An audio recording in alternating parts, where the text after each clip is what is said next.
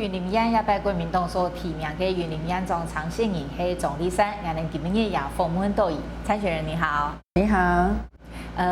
我们知道，就是云林县的客家人主要集中在仑背、二仑和西螺，很多诏安客家乡亲。诏安客家乡亲这几年哦，其实我们都觉得他们很活跃，很常我们记者都需要去采访他们，因为他们有很多的活动。那之后如果您有机会就是选上县长的话，您觉得云林的诏安客家乡亲的文化和语言，您有什么想法？要如何去发扬和保存？因为这几年我想就诚如你说的哈，就是诏安客本身的文化哈，那是非常值得保留跟重视啊。那尤其就是说他的母语哈，我们诏安客的这些客家话哈，那我想也要继续生根哈，向下扎根哈。包括我们从国小、国中开始哈，应该有客家话的一个培训哈跟教育啊。我想往下扎根才能够让我们的这个客家文化能够继续保留，也能够传承哈。那当然客家文化还有很多像说开口诗然后还有就是说武术然后那还有他们有一些地方的特色哈，还有包括一些用桐花所做的一些无论是包包啦或是衣服啦哈，还有很多能够展现特色的这些东西呢哈，我觉得这是可以好好的把客家文化能够发挥的哈。那我想这个部分呢，我们应该要借由一些活动或是一些宣传哈，让很多的乡亲呢更进一步了解客家的文化。甚至呢，我一直觉得说，客家文化不能只有局限在客家人。因为我看了几次的活动哈，我大概觉得说，都是在这个地方哈，那可能都是客家人出来参与，那应该要把我们客家人本身这样的一个美德然后或是他对他本身的文化要如何把它宣扬开来，应该要给他更周延的一些宣传跟广告吸引其他的人来了解客家文化。对云林的发展，就是除了农业还有工业，您对之后的方向可以跟观众说明吗？大概是怎么样子的发展的方向？当然云林县呢大概有将近40%的农民，甚至有人讲说婚林人婚林的农民农民如果不耕作的话可能台湾要死一半的人。但是很难过的是说，我们既然是这么样的角色这么认真、这么勤奋的一个农民那为什么我们的收入去这么的差？我们家户收入现在是全国倒数第2名，倒数第2名那也就是说对农民来讲是不公平的是不公平的。那所以呢，我未来在整个农业产业结构我会思考着这个产业结构是真的要改变，而且是要提升，而且是要活化。所以我提出一个叫做活水农业的政策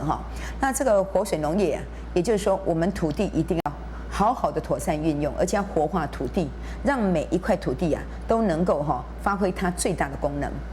再来呢，也就是说农业的技术要提升，那甚至就是说在产销方面要能够平衡。如果产销是失衡的，那你种的越多就卖的越便宜。那还有一点就是我们的人力要培养要人才也要培养，所以也必须要有这个农地银行给他更多的土地，让他更划得来，让他的成本更能降低，那他才愿意回来。以您的政见来说，农业是最主要的产业吗？那工业的比重是？不是，我的主要政见是这样我一定要让云林县是士农工商并进的。那当然农民我们的农民相当的多，不过呢，以后的农业一定要跟很多的科技结合在一起，也就是要把农业提升升级我们要把农业6级产业化，从1级的生产、2级的加工到3级的行销。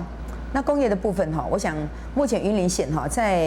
当然我要讲到就是说，我们在我哥哥任内张前县长任内他有开发了3个工业区，一个是斗六扩大工业区，一个是狮子工业区，一个是中部科学园区。这3个工业区顺利的大概有将近1万个工作机会。那所以呢，在他任内应该在民国94年的时候那时候我们的人口数还维持在74万的人口但是这几年来我们没有再有什么任何工业区开发，所以这几年来到今年的6月，我们人口数已经剩下70万07千也就是说这段时间呢，我们是流失了一些人所以呢，在我的政见里面我有提到一个要活化斗南我们的一个交流道特定区，那个地方有1367公顷，这个交流道特定区里面，我规划了一个300公顷的鲑鱼返乡工商综合园区，